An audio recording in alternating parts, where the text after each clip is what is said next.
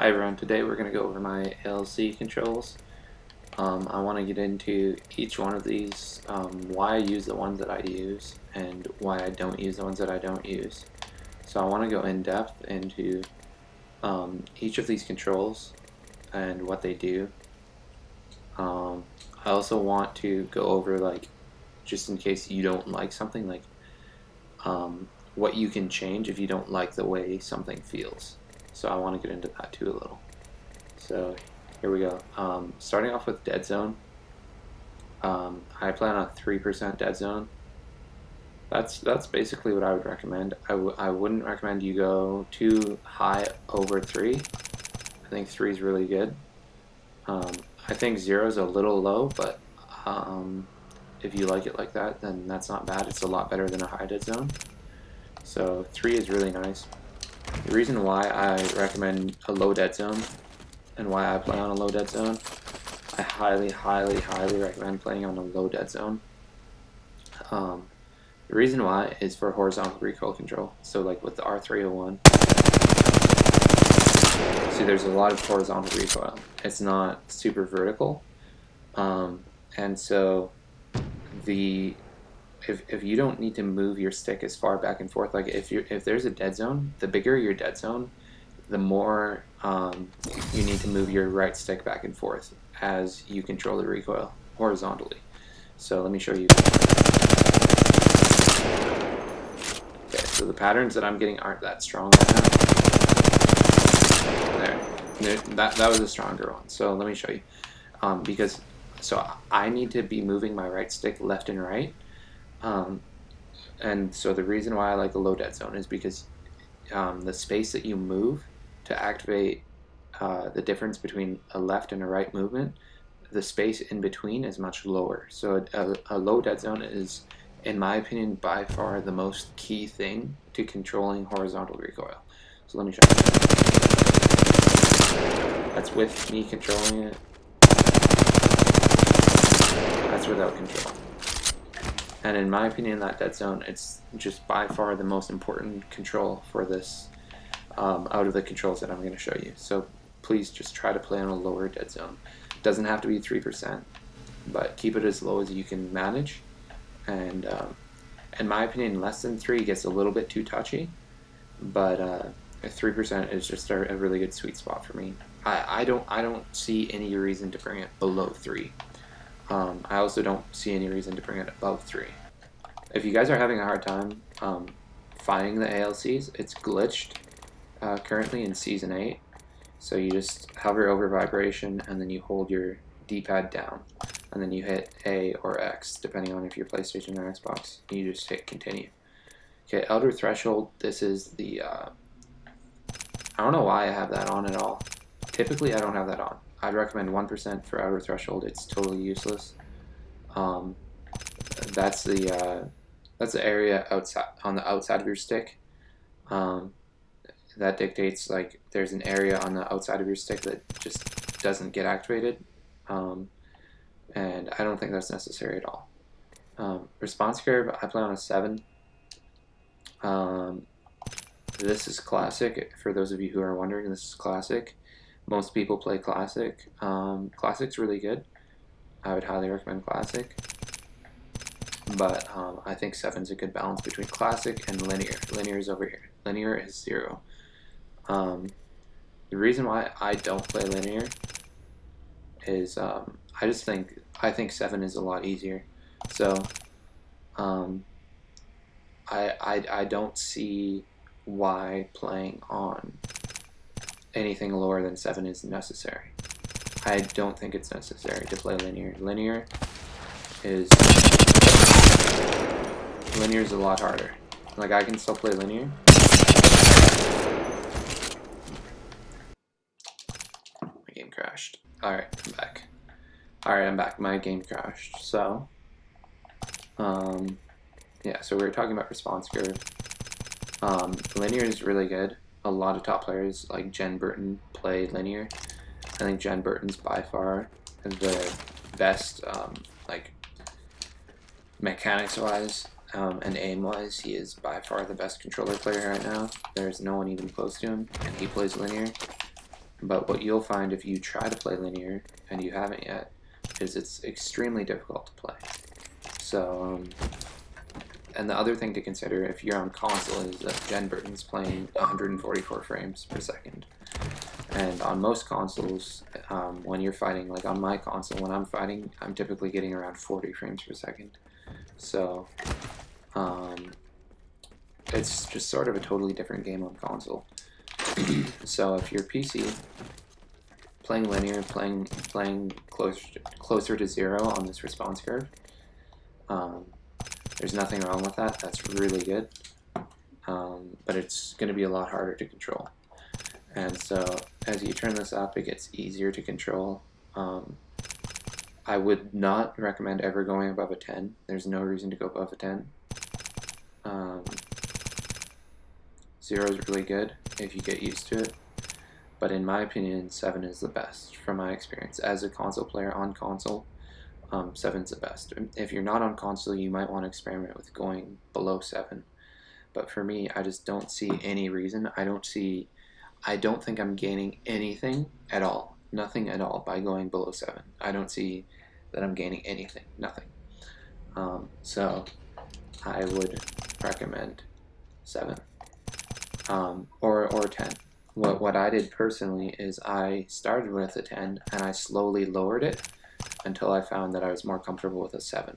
I wanted to keep going below 7 and I experimented with it, but what I found was I was missing a lot of shots on anything below a 7. So that's what I recommend. That's my personal preference.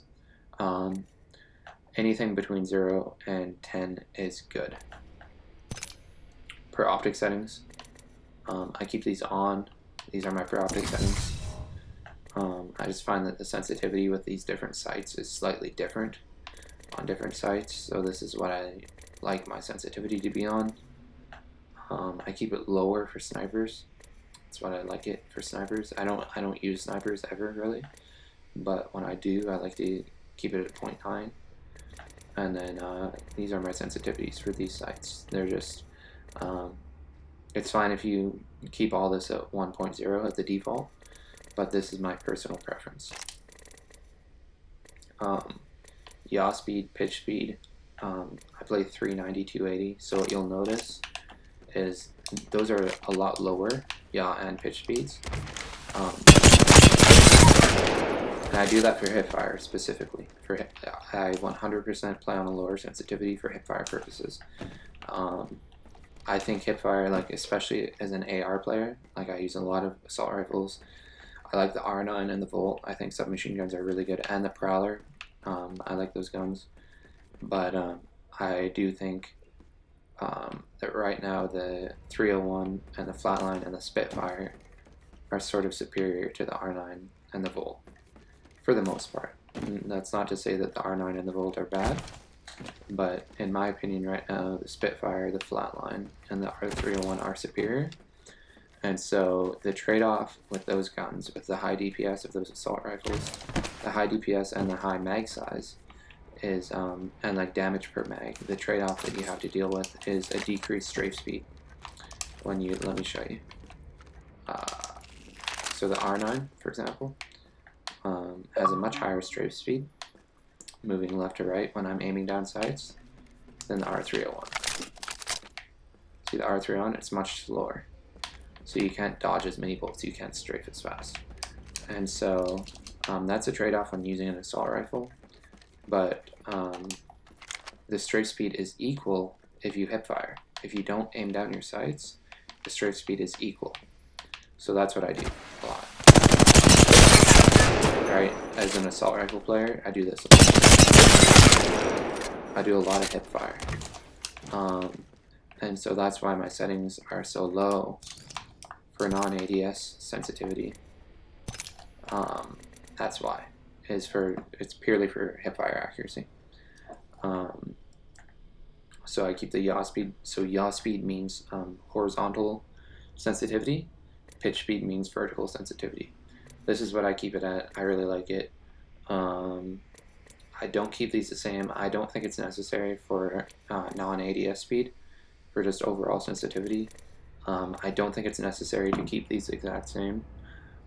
So I like to keep a lower vertical sensitivity and a higher horizontal sensitivity. I really like that. I really like these two speeds. For those of you who are wondering, like, what do I do if someone's behind me because I can't turn around fast enough, I'd highly recommend just not putting yourself in a situation where you need to turn around fast. I learned that a long time ago in my Call of Duty days from Merc, like from pro Call of Duty players. Merc said that like never ever put yourself in a position where you need to turn around fast, and you're gonna hit way more shots on a lower sensitivity. Also, snipe down. He always said that he's never believed in sacrificing. What did he say? He said he doesn't believe in sacrificing aim for speed. He would never ever sacrifice aim for speed. I remember Snipe Down saying that. So those two pieces of advice really changed the way that I look at sensitivity. Piece of advice one was never put yourself in a position where you need to turn around fast. And like as a top level player, yeah, you should just never be putting yourself in a position where you need to turn around fast. Second piece of advice from Snipe Down was never sacrifice aim for speed. There's just absolutely no reason to ever do that. So yeah, those are my thoughts on the pitch and yaw speeds. Turning extra yaw, I don't think this is necessary at all. I don't use it because it gives two sensitivities. So let me go into this. I'm going to turn this on to demonstrate what turning extra yaw does. So before, without it, I stay at a constant speed. It's constant. But look, when I turn this up, watch, it's like two sensitivities I get when I use the extra yaw. And so I don't like that at all. For flick shots, for everything, I don't think I snap onto targets as fast with that turning extra yaw or extra pitch. A lot of people use it. You can use it if you want to, if you think you need to be turning around faster. But I personally don't think it's necessary, and I think it makes me flick and snap onto targets slower. If I'm looking to flick with the Mastiff or the PK or the Wingman or whatever gun, I'd much rather have that off because I can be a lot more consistent and a lot more accurate. I don't have two sensitivities for my subconscious to remember and to memorize. Same thing with pitch. I think it's unnecessary and I don't use it. I prefer to keep that off. Turning ramp up time, turning ramp up delay, both of these are pretty useless. I'd consider them training wheels, and in my opinion, if you use these, you're lowering your maximum skill ceiling. I would highly recommend not using these. I don't see any reason to use these ever. They basically just delay the time it takes for you to turn, and I don't see any need for you to ever use those. And so yeah, so with this yaw speed and pitch speed though, I do want to say, like, feel free to change it based off your personal needs and what you think. But now you understand what it does. Yaw is horizontal, pitch is vertical sensitivity. Now we're going to get into ADS, yaw speed, and pitch speed. So I keep these equal. The first thing that you're going to notice is that I keep these equal. If you've watched other people's tutorials, you notice a lot of people like to keep their pitch speed lower, but I think I got this theory from Jen Burton. And in my opinion, I agree with it strongly, that you want to have an equal pitch and yaw speed. So let me tell you why. The reason why I keep these equal is because I don't want, for ADS, I don't want to have to memorize, not memorize, but subconsciously memorize and muscle memory. I don't want to need to memorize two different sensitivities. My horizontal and my vertical is the exact same. It's the exact same. And so just having them the exact same is like, it's less for your muscle memory to memorize. Like you don't need to memorize two different sensitivities. So that's the reason why I like that. And I really like it. I'm really happy that I'm using that setting, like using them on the same setting. I just think it's a lot smoother and a lot easier to use when these two are the same. And that's basically enough about that. You can turn it down slightly, you can turn it up slightly, based off what you think you need. I'd say you can definitely get away with turning these two down slightly. I'd highly recommend keeping them the same. As you can see, Respawn recommends keeping them like this. That's default, is having a lower pitch speed. But like I said, I don't think that's necessary, and it's another sensitivity for your brain and your subconscious mind to memorize. And so it's just more clutter, and it's gonna sort of tighten up your aiming. Like, it's just not. Your aiming's gonna feel stiff. It's not gonna feel loose. It's not gonna feel natural when you're using two different sensitivities. So I would highly recommend keeping these the same.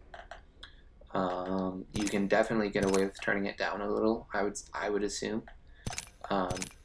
You might want to start out with them both at 100 and then slowly turn it up if you feel you need that.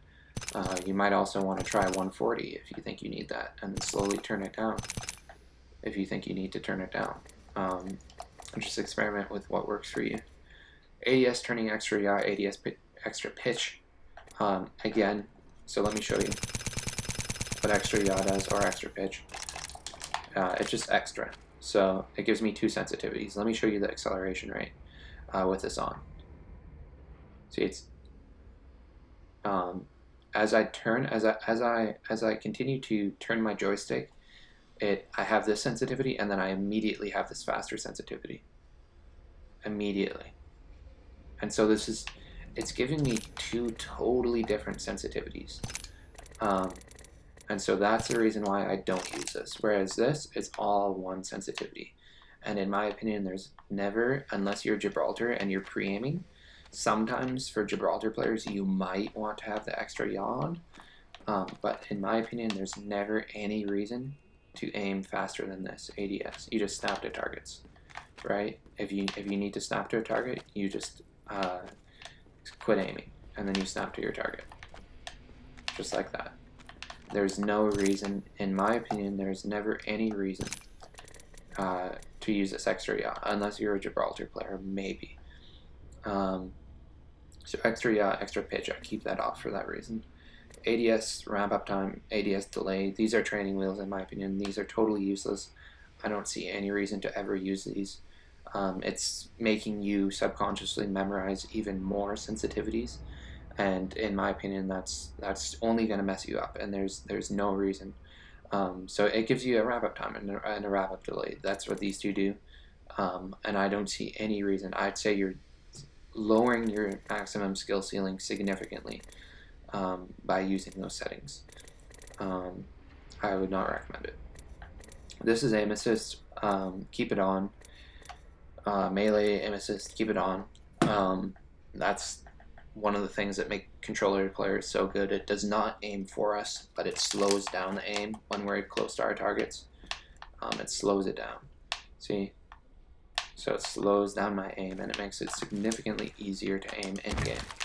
So I would highly recommend that you keep your aim assist on. So these are the settings. I'll go over my gameplay settings. I'll show you guys really quick. I don't think there's anything too significant about these gameplay settings. This is what I use. I can make another video. This video is already at 20 minutes, so I don't want to go over this in this video as well. But those are the settings I use. Here's my button layout. I use default. Oops, my game crashed. Alright, I'm back. My game just crashed, so I was going over my settings. So my button layout. I use a scuff controller, so I just use a default button layout. I bind A to my left paddle, my top left. B crouch is my left paddle, my top left. A is my top right, and then X is my bottom right. And then I don't use a fourth paddle. I use 3 paddles. So for those of you who are wondering, that's my button layout, and that's why I use them. So yeah, so there you go. I play 102 FOV. What else? Do you have anything else to say? No, just the most important thing is that low dead zone, in my opinion, for recoil control. Everything else, all this stuff. Like I used to play 5-3. If you do wanna not use ALCs, then I would recommend this. This is pretty good, but it's a little slow. That's the issue. That's why I started using ALCs, is I could customize exactly what I wanted. If you don't want to play ALCs, then I would highly recommend this Look Deadzone on none. Have that on none. Let's go over to the ALCs. So, yeah, like I said, in my opinion, the most important thing is having a lower deadzone. If you want to control that horizontal recoil of the R301 and the flatline, it's just very, very good. That's, in my opinion, the most important setting for that horizontal recoil control. I think that's it with the ALCs. So thanks for watching. I also do coaching if you're interested in that. The link is in the description. I do live one-on-one coaching with people. I can also coach your team. There's a lot of things that I can do, so just check out my Fiverr if you're interested in that, and we can book a session. So thanks for watching, and bye.